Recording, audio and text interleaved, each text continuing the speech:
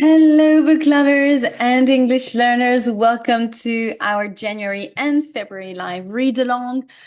I'm Lydie Bureau. I'm an English teacher in France and also the founder of Lydie's Book Club, a book club for learners of English and non-native speakers. And in this book club, I host live readings and discussion workshops on adaptations of classics of literature and contemporary novels in their original text for advanced learners or advanced speakers, I would say. I also tend to prioritize books that are written by women. Each month, we read and explore a different book for all levels of English. Each week, I host live reading sessions on Instagram and Zoom for free. So if you want to attend these live readings, you just need to subscribe to the newsletter and get your free Zoom link. Also, 3 times a month, with the members of the book club, we meet in a live workshop discussion via Zoom to talk about the chapters read over that week. And this is the way members can improve their speaking and reading skills, but also develop their critical thinking skills. It is a fantastic way to feel part of a community of book lovers and non-native English speakers.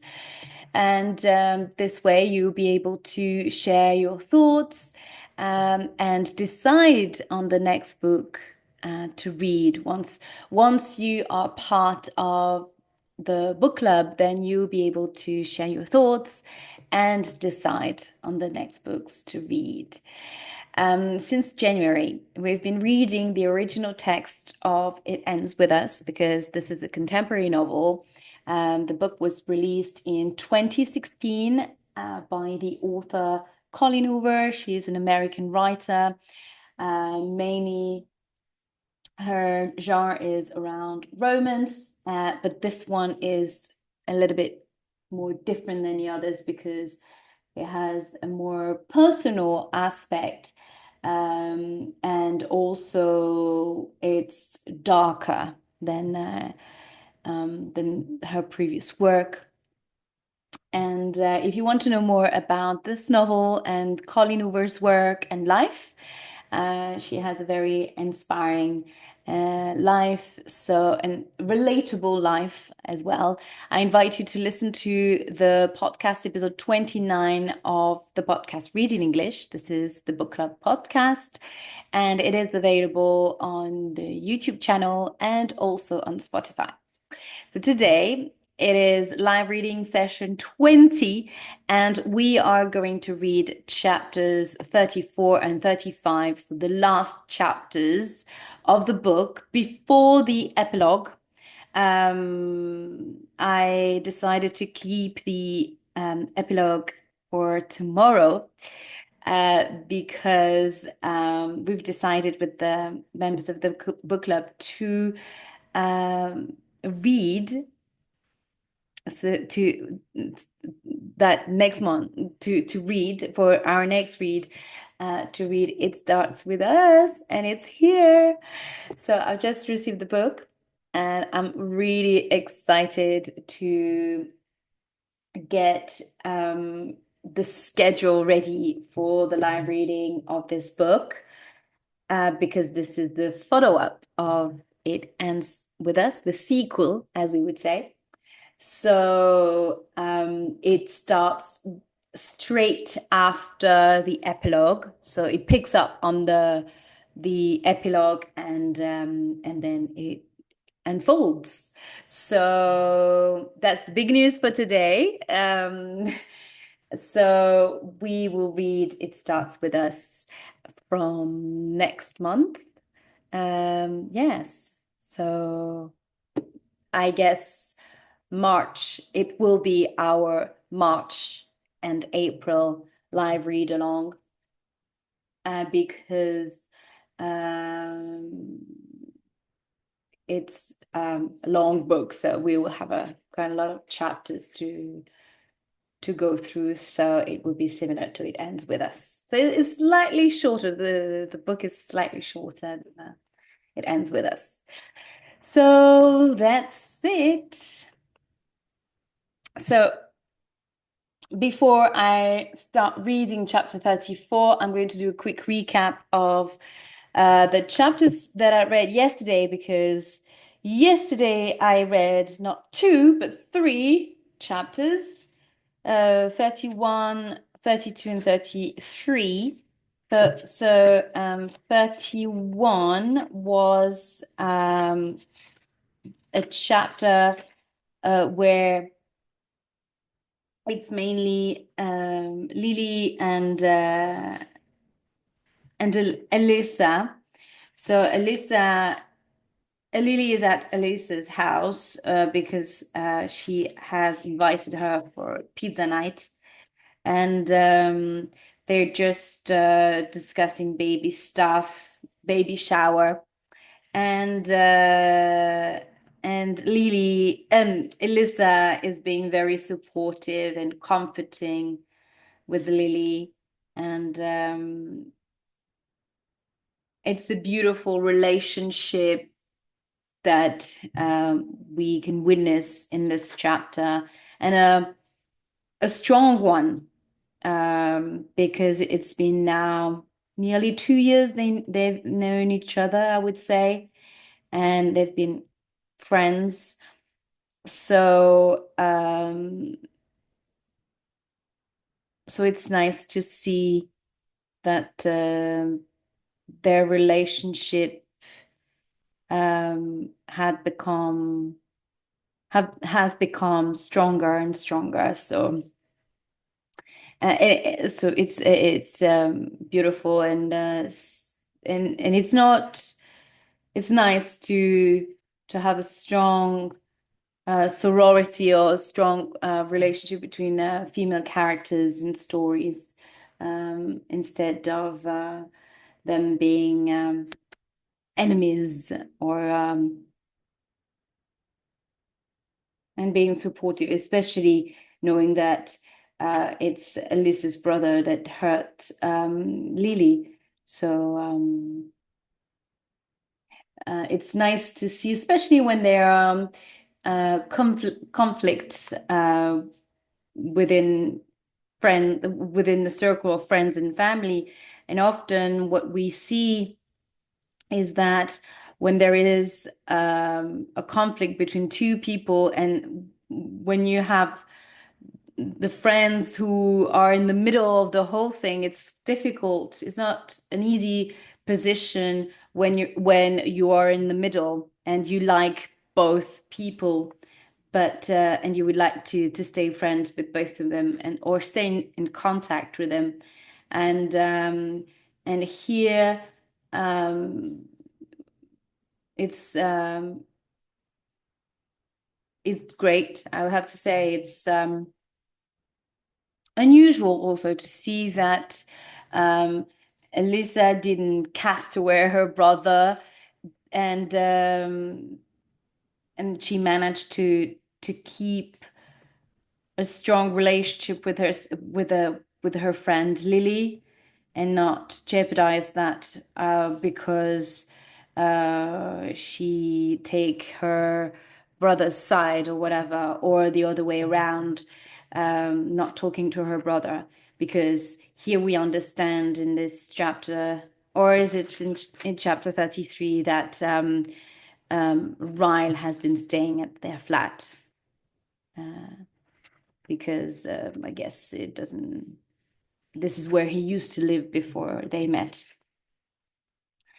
Chapter 32 is at the moment where Lily finally tells her mother about everything, about what happened with the Ryle and about the baby, everything. So this is the big moment that Lily was fearing, and she wasn't sure how her mother would handle the whole the news. And surprisingly, she's been very supportive, and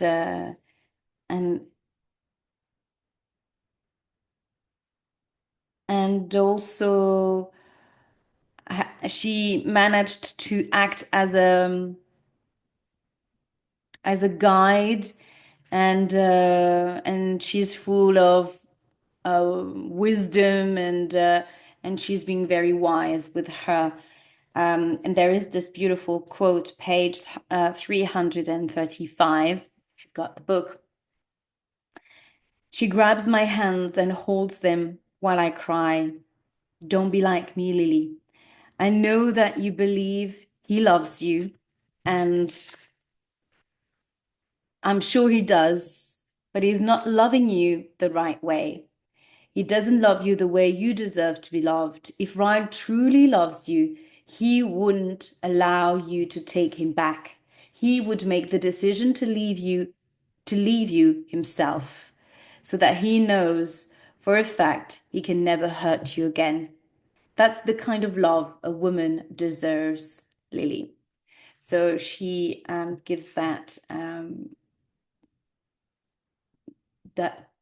point of reference, or that insight, because she's been there, and she tells her more about how she let herself being controlled by her husband, and how she lost sight of her limits. Hi, thank you for joining the live. Um, I'm doing a quick recap of chapter 33, and I'm about 32. I'm about to do the recap of chapter 33 now. Did you read the book? This one, It Ends With Us. Did you read it in in English, sorry, or maybe in your native language? Let me know. I'll be curious to know um, if you have read the book or not. Let me know in the comments. I'm not sure if I pronounce correctly your name. Is it Afazar? I'm not sure. Let me know. Okay, so chapter 33. Lily is at Alyssa's house, and they've been celebrating the baby shower of Lily's baby. And they organize, yeah, the baby shower. And Lily meets Ryle in the hallway. Obviously, it had to happen. They are both living in the same building now. And Ryle is, they're both surprised to see each other.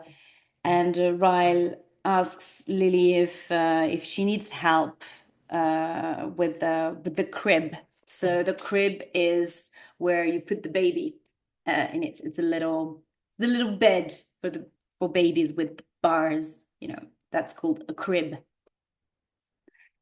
So she says she hesitates for a moment, but then she says, "Yeah, yes, I would need that would be a great help for me."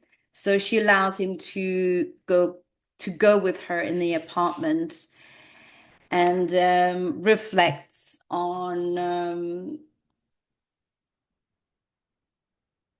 her decision to whether she should take him back or not.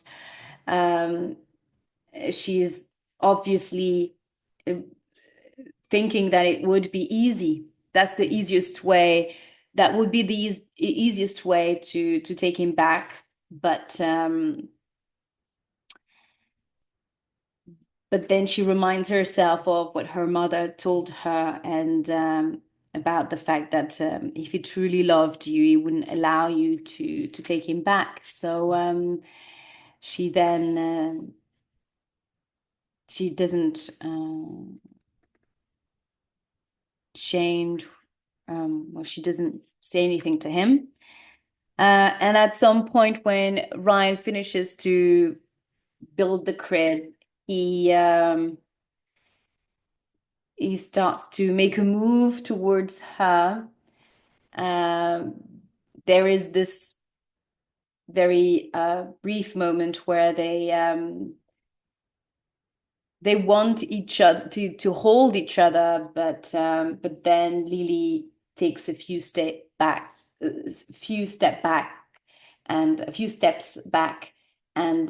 then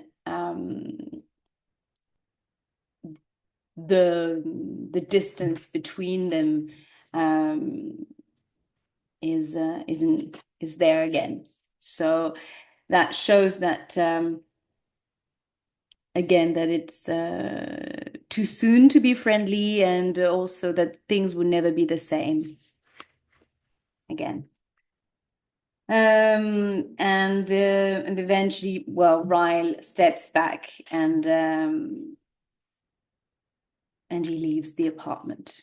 And after he leaves, she cries. Obviously, but she cries because she sees how sad he is about the whole situation, and she cries because she sees him sad. Just that's it.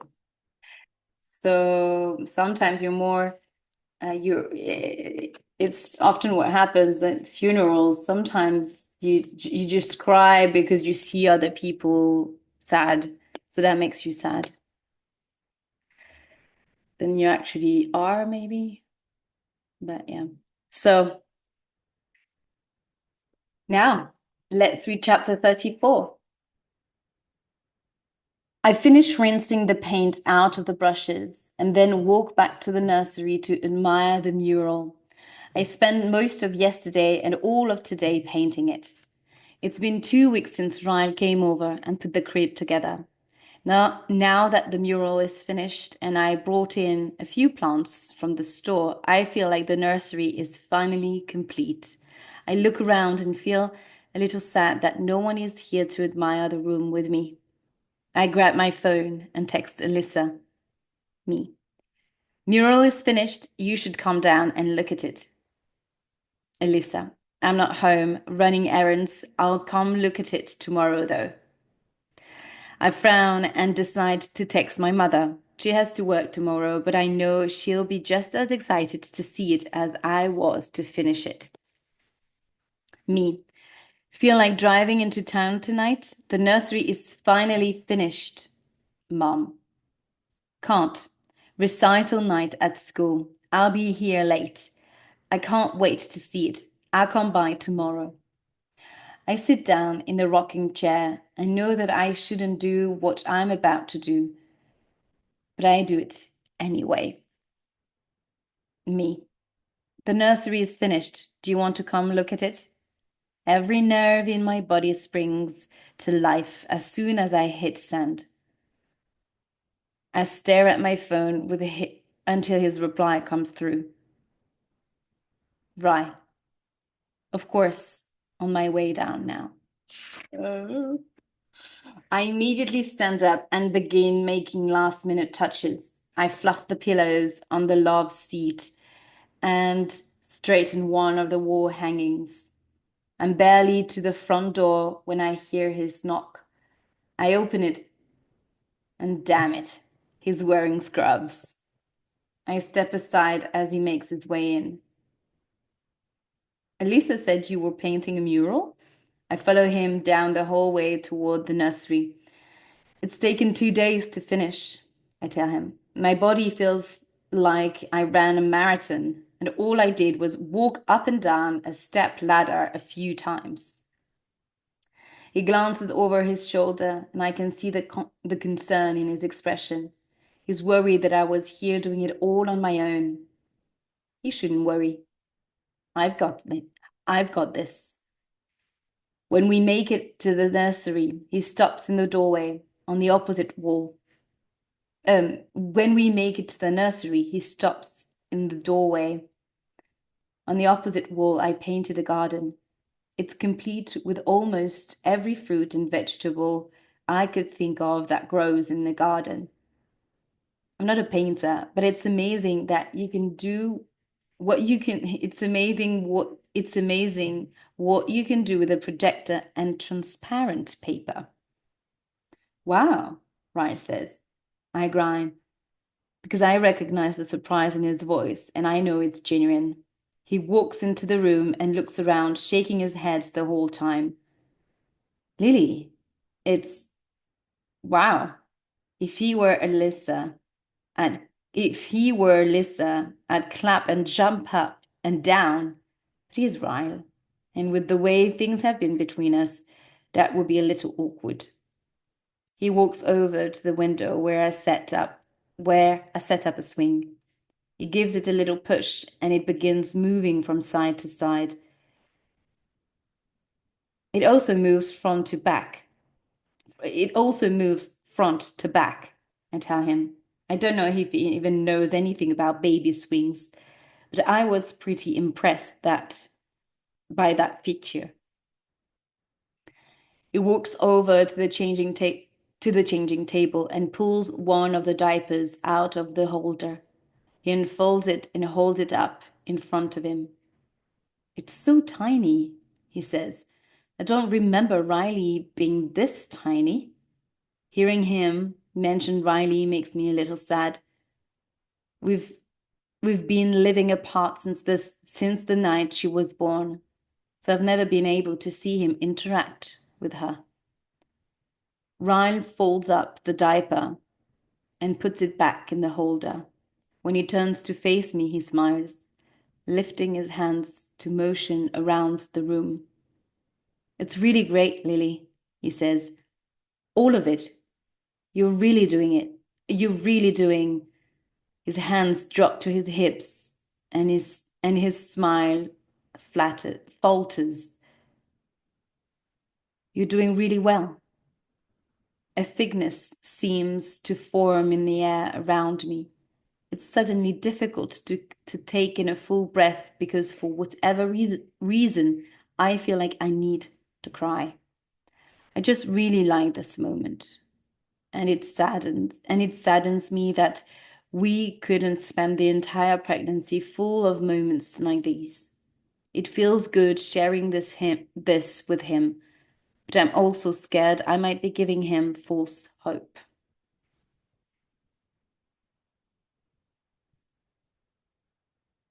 Now that he is here and ESO the nursery, I'm not sure what to do next.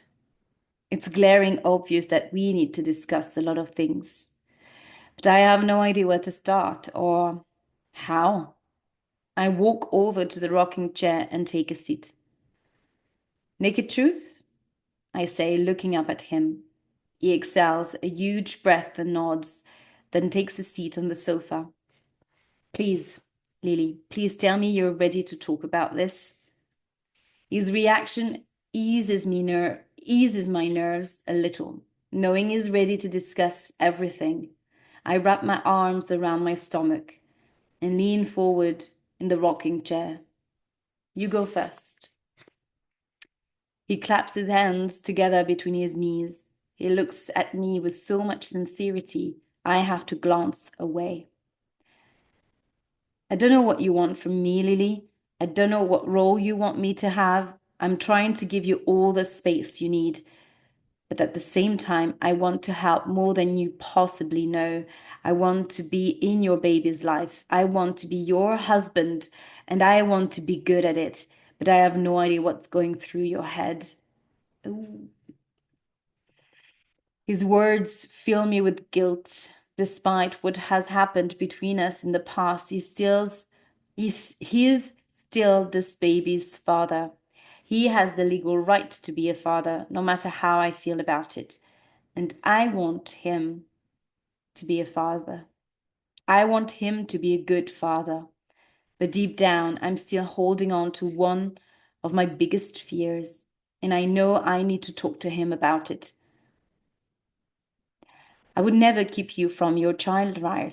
I'm happy you want to be involved, but he leans forward and buries his face in his hands with that last word. What kind of mother would I be if a small part of me doesn't have concern in regard to your temper, the way you lose control? How do I know something won't set you off while you're alone with this baby?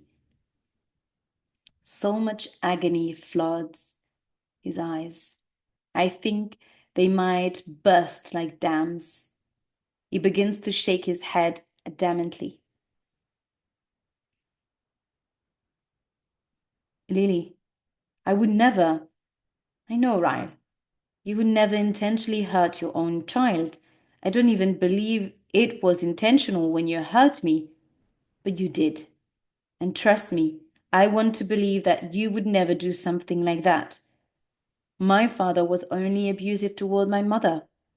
There are many men, women even, who abuse their significant others without ever losing their temper with anyone else. I want to believe your words with all my heart, but you have to understand where my hesitation comes in. I'll never deny you, I will never deny your relationship with your child, but I'm going to need you to be really patient with me while you rebuild all the trust you've broken. He nods in agreement.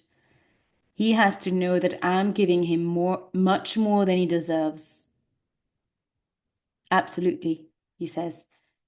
This is one, this is on your terms. Everything is on your terms, okay?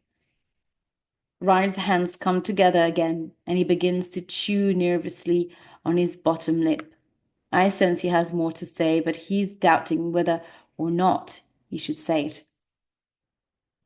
Go ahead and say whatever you're thinking when I'm in the mood to talk about it.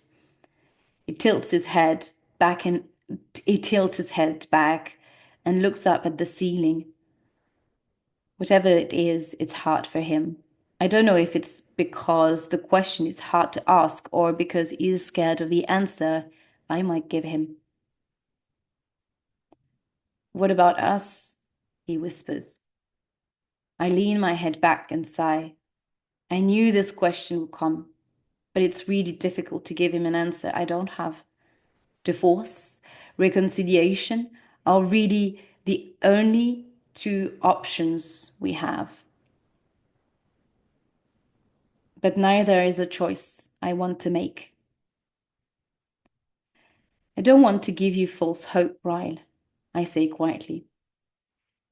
If I had to make a choice today, I'd probably choose divorce.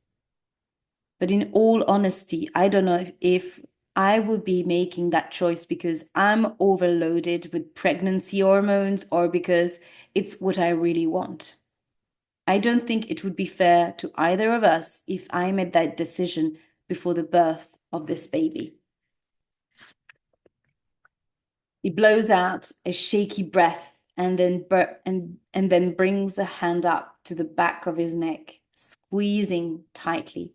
Then he stands up and faces me. Thank you, he says, for inviting me over, for the conversation. I've been wanting to stop by since I was here a couple of weeks ago, but I didn't know how you'd feel about it.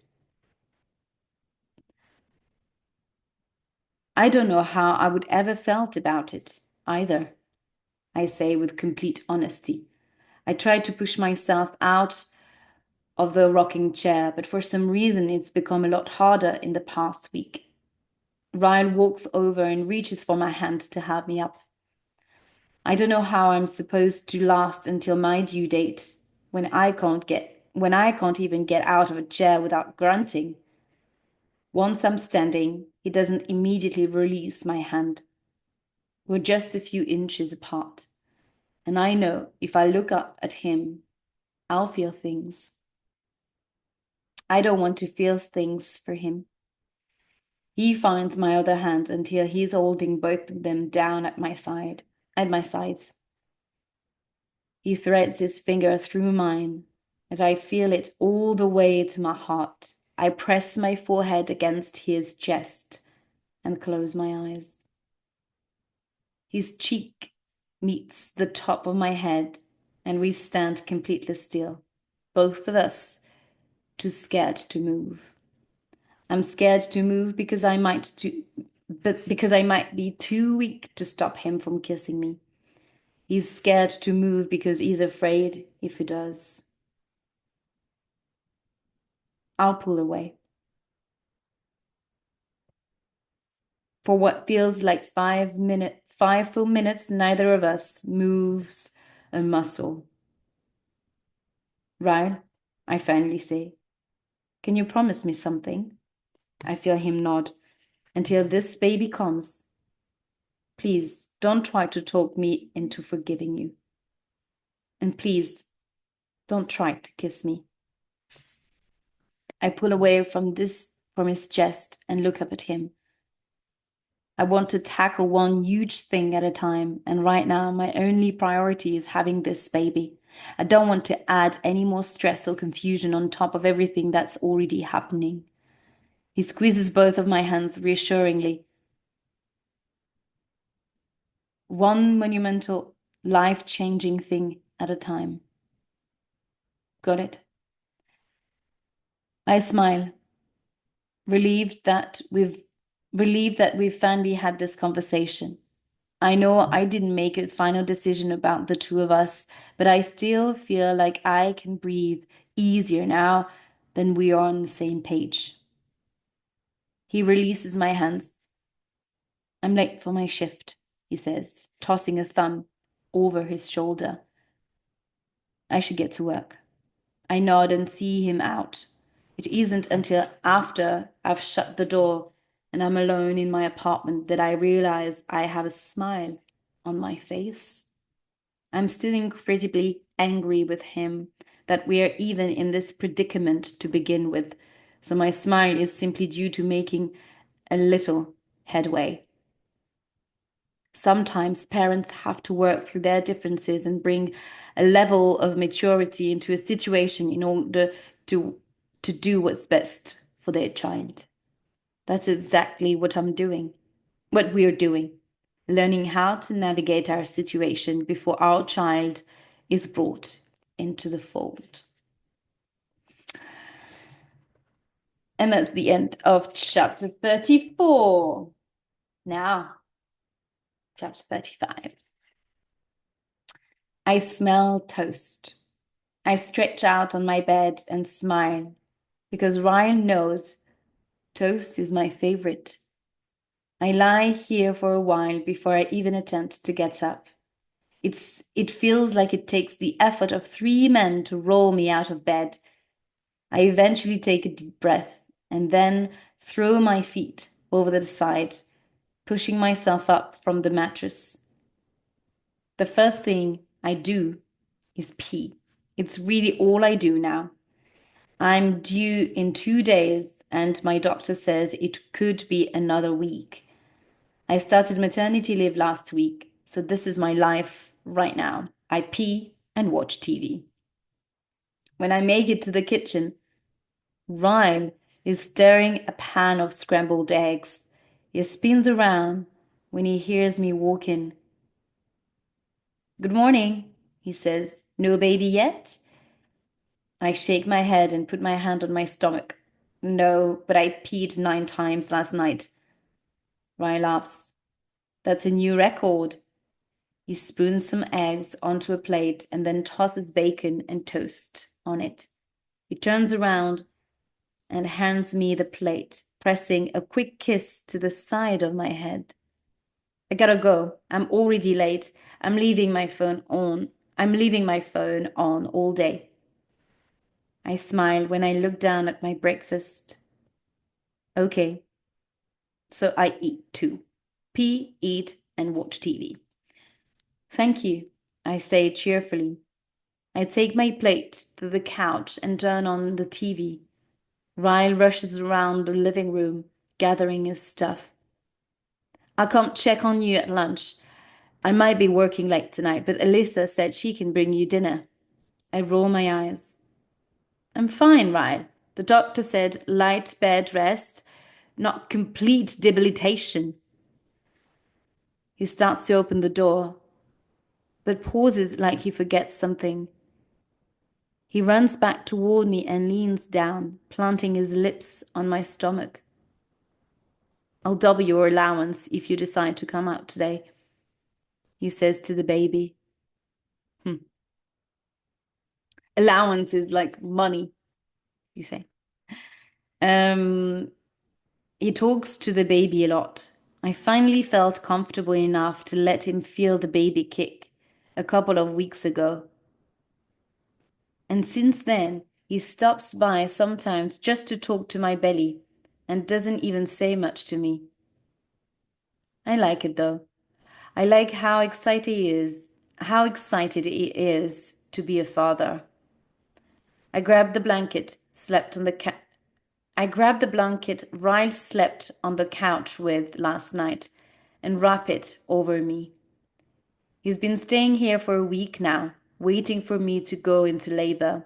I wasn't sure about the arrangement at first, but it's actually been really helpful. I still sleep in the guest bedroom. The third bedroom is now a nursery, which means the mattress bedroom is available for him to sleep in. But for whatever reason, he chooses to sleep on the couch.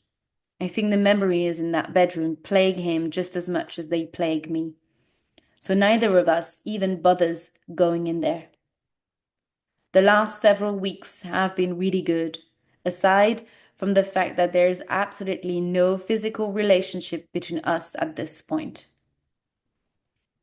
Things feel like they've kind of gone back to how they used to be. He still works a lot, but on the evenings, he's off. I've started having dinner upstairs with all of them. We never eat alone as a couple, though. Anything that might feel like a date or a couple's thing, I avoid. I'm still trying to focus on one monumental thing at a time. And until this baby is born and my hormones are back to normal, I refuse to make a decision about my marriage. I'm sure I'm just using the pregnancy as an excuse to stall the inevitable, but being pregnant allows a person to be a little selfish. My phone begins to ring, and I drop my head into the couch and groan. My phone is all the way in the kitchen. That's like 15 feet from here. Ugh, I put myself off the couch, but nothing happens. I try it again, still sitting. I grab hold of the arm of my chair and pull myself up. The third time's the charm. When I stand, my glass of water spills over me, all over me. I groan, but then I gasp. I wasn't holding a glass of water. Holy shit. I look down and water is trickling down my leg. My phone is still ringing on the kitchen counter. I walk or waddle to the kitchen and answer it. Hello? Hey, it's Lucy. Quick question. Our order of red roses was damaged in shipment, but we've got the Levenberg funeral today, and they specifically wanted red roses for the casket spray. Do we have a backup plan? Yeah, call the florist on Broadway. They owe me a favor. Okay, thanks. I start to hang up so I can call Ryle and tell him my water broke, but I hear Lucy say, Wait. I pull the phone back to my ear. About these invoices, did you want me to pay them today or wait? You can wait. That's fine. It's fine. Again, I start to hang up, but she yells my name and starts firing off another question. Lucy, I say calmly, interrupting her, I have to call you back all this. I have to call you back about. Sorry, I'll have to call you about all this tomorrow. I think my water just broke. There is a pause. There is the pause. Oh, oh, go! I hang up right when the first sign of pain shoots through my stomach. I wince and start dialing Ryan's number. He picks up on the first ring. Do I need to turn around? Yes. Oh God, really? It's happening? Yes. Lily, he says, excited, and then the phone goes dead.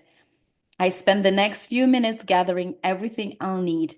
I already have a hospital bag, but I feel kind of gross. So I jump in the shower to rinse off. What is that? The second burst of pain comes about 10 minutes after the first. I bend forward and clench my stomach, letting the water beat down on my back. Right when I when I near right when I near the end of the contraction, I hear the bathroom door swing open. You're in the shower? Ryan says. Lily, get out of the shower. Let's go. Hand me a towel. Ryan's hand appear around the shower curtain a few seconds later. I try to fit the towel around me before pulling the shower curtain aside. It's odd, hiding your body from your own husband. The towel doesn't fit. It covers up my boobs, but then opens like an upside down V over my stomach. Another contraction hits as I'm stepping out of the shower. Ryan grabs my hand and helps me breathe through it, and then walks me into the bedroom. I'm calmly picking out clean clothes to wear to the hospital when I glance over at him. He's staring at my stomach. There is a look on his face I can't decipher. His eyes meet mine, and I pause what I'm doing. There is a moment that passes between us where I can't tell if he is about to frown or smile. His face twists into both somehow, and he blows out a quick breath, dropping his eyes back to my stomach. You're beautiful, he whispers. A pang shoots through my chest that has nothing to do with the contractions. I realize this is the first time he's seen my bare stomach. It's the first time he's witnessed what I look like with his baby growing inside of me. I walk over to him and take his hand. I place it on my stomach and hold it there. He smiles at me, brushing his thumb back and forth. It's a beautiful moment. One of our better moments. Thank you, Lily. It's written all over him, the way he's touching my stomach, the way his eyes are looking back at mine. He's not thanking me for this moment or any moment that came before this one. He's thanking me for all the moments I'm allowing him to have with his child. I groan, leaning forward. Fucking hell! The moment is over. Ryle grabs my clothes and helps me into them. He picks up all the things I tell him to carry, and then we make our way to the elevator. Slowly. I have a contraction when we are halfway there. You should call Elissa, I tell him when we pull out of the parking garage. I'm driving. I'll call her when we get to the hospital. And your mum? I nod. I'm sure I could call them right now, but I kind of just want to make sure we make it to the hospital first because it feels like this baby is being really impatient and wants to make its debut right here in the car. We make it to the hospital, but my contractions are less than a minute apart when we arrive. By the time the doctor scrubs in and they get me to a bed, I'm dilated to a 9. It's only 5 minutes later when I'm being told to push. Ryle doesn't even have a chance to call anyone. It all happens so fast. I squeeze Ryle's hand with every push. At one point, I think about how important the hand I'm squeezing is to his career, but he says nothing. He just allows me to squeeze it as hard as I possibly can, and that's exactly what I do. The head is almost out, the doctor says. Just a few more pushes. I can't even describe the next few minutes. It's a blur of pain and heavy breathing and anxiety and pure, unequivocal elation and pressure.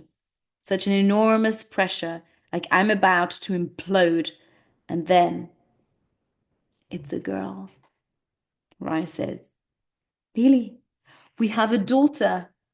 I open my eyes and the doctor is holding her up. I can only make out the outline of her because my eyes are full of too many tears. When they lay her on my chest, it's the absolute greatest moment of my life. I'm immediately touched. I immediately touch her red lips and cheeks and fingers. Ryle cuts the umbilical cord, and when they take her from me to clean her up, I feel empty. A few minutes later, she's back on my chest again, swaddled in a blanket. I can do nothing but stare at her. Ryle sits on the bed next to me and pulls the blanket down round her chin so we can get a better look at her face. We count her fingers and her toes. She tries to open her eyes, and we think it's the funniest thing in the world. She yawns, and we both smile and fall even more in love with her. After the last nurse, after the last nurse, sorry, after the last nurse leaves the room and we are finally alone, Ryle asks if he can hold her. He raises the head of my bed to make it easier for both of us to sit on the bed. After I hand her to him, I lay my head on his shoulder and we just can't stop staring at her. Lily, he whispers. He whispers, make it truth? I nod. She's so much prettier than Marshall and Elisa's baby. I laugh and elbow him. I'm kidding, he whispers. I know exactly what he means, though. Riley is a gorgeous baby, but no one will ever hold a candle to our own daughter.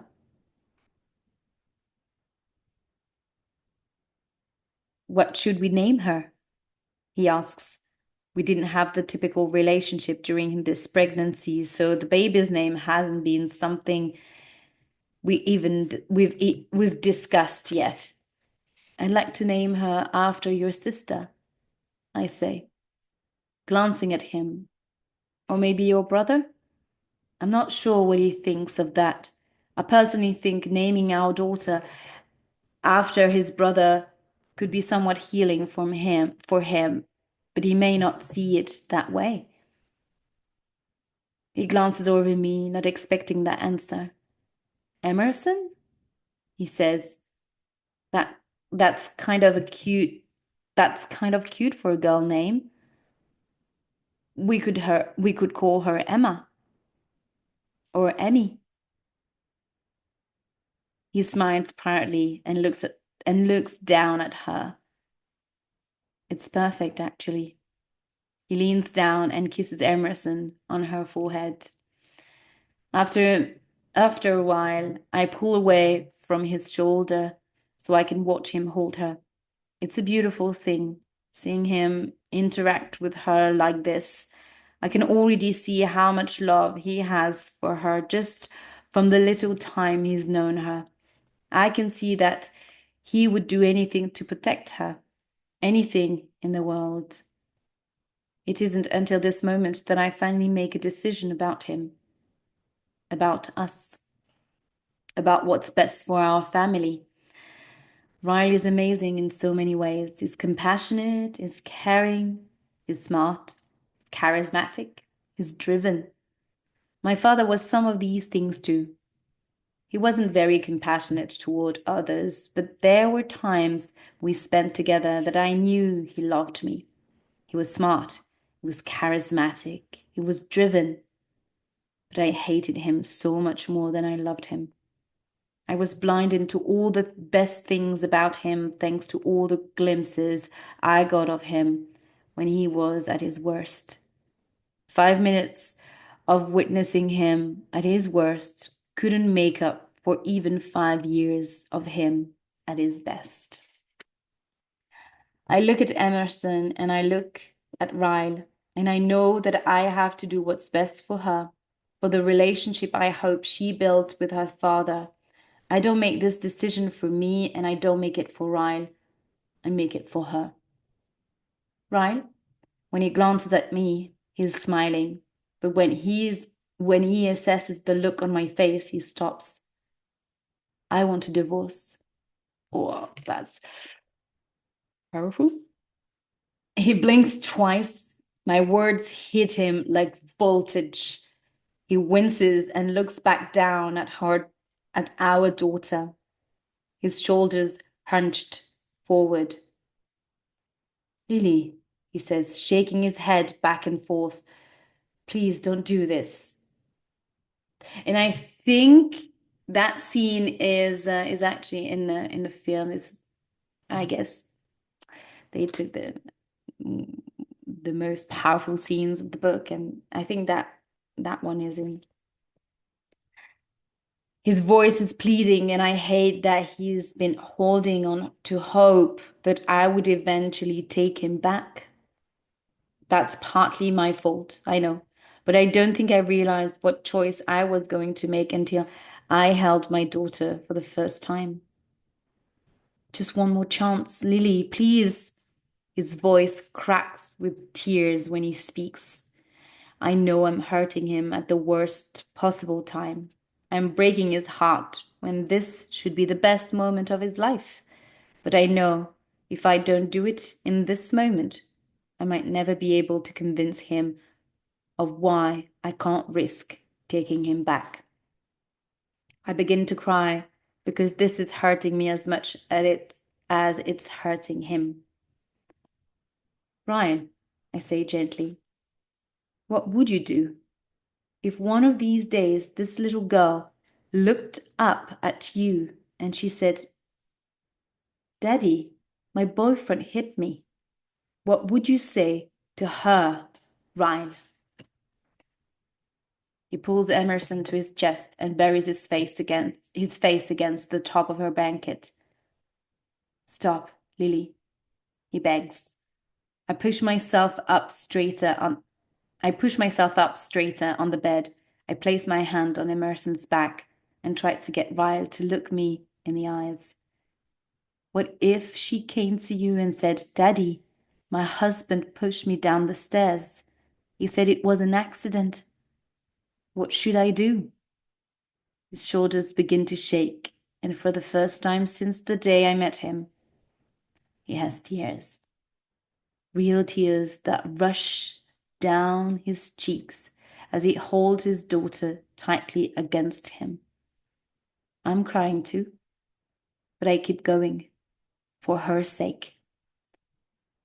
What if, my voice breaks, what if she came to you and said, my husband tried to rape me, Daddy? He held me down when I begged him to stop, but he swears he'll never do it again. What should I do, Daddy? He's kissing her forehead over and over, tears spilling down his face. What would you say to her, Ryle? Tell me, I need to know what would you say to our daughter if the man she loves with all her heart ever hurts her? A sob breaks from his chest. He leans toward me and wraps an arm around me. I would beg her to leave him, he says through his tears. His lips press desperately against my forehead, and I can feel some of his tears as they fall onto my cheeks. He moves his mouth to my ear and cradles both of us against him.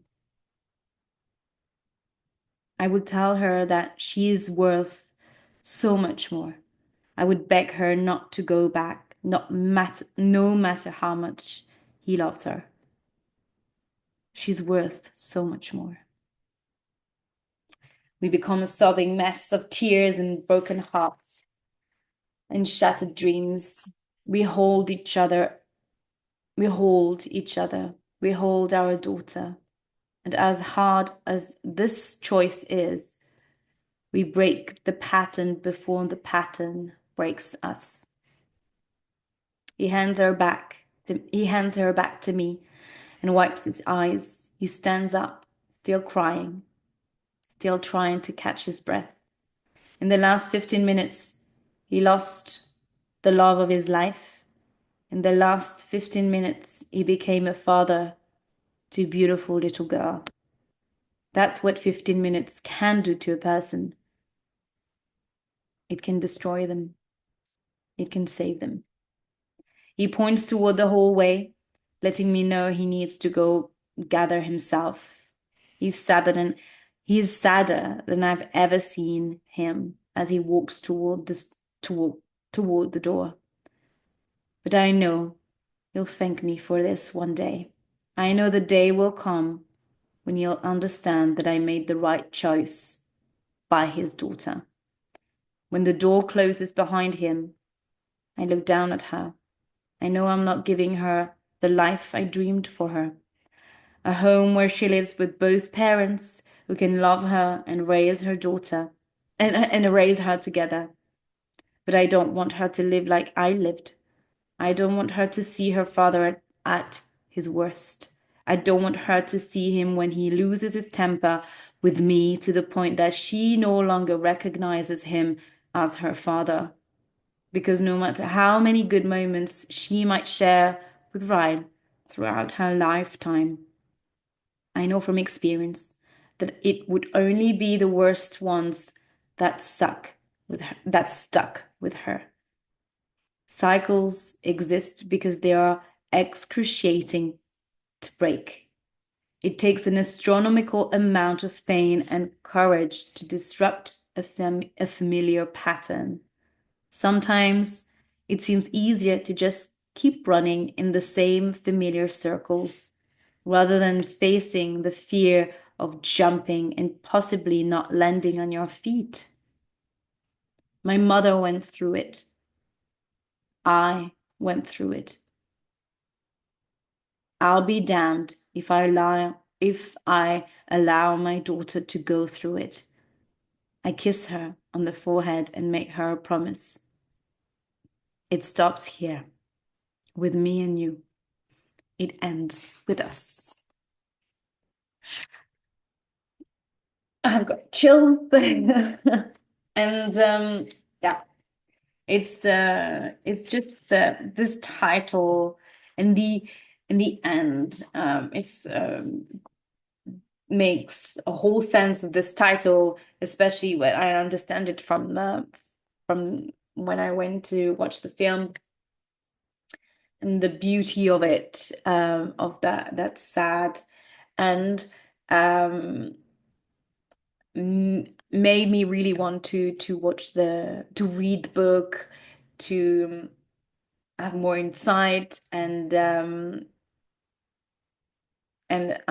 have a deeper understanding of the story and the characters, and the whole topic basically.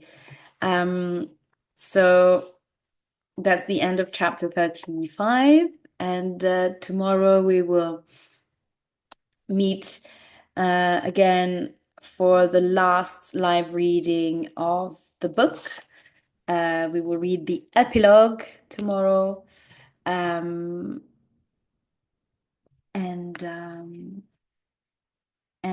yes, I'm quite excited to read it because at this point, this is what I know from what I remember from the film, and that's it. So I'm quite excited to read the epilogue. So we'll keep that for tomorrow, a little bit more suspense for this book. And I think we had enough emotions for today. So I really hope you enjoy this live reading, and I hope that you'll be able to join the live workshop discussion happening this Saturday. We will discuss chapters 29 to the end of the book, the epilogue. And thank you for watching this video, sharing it, and also subscribing to this channel. I will see you tomorrow for our last live read along of it ends with us. We will meet tomorrow at 11 Central European time, 11 in the morning, to read the epilogue. And that will be the end of the reading of this book. Have a beautiful rest of the day and see you tomorrow. Bye. Bye bye.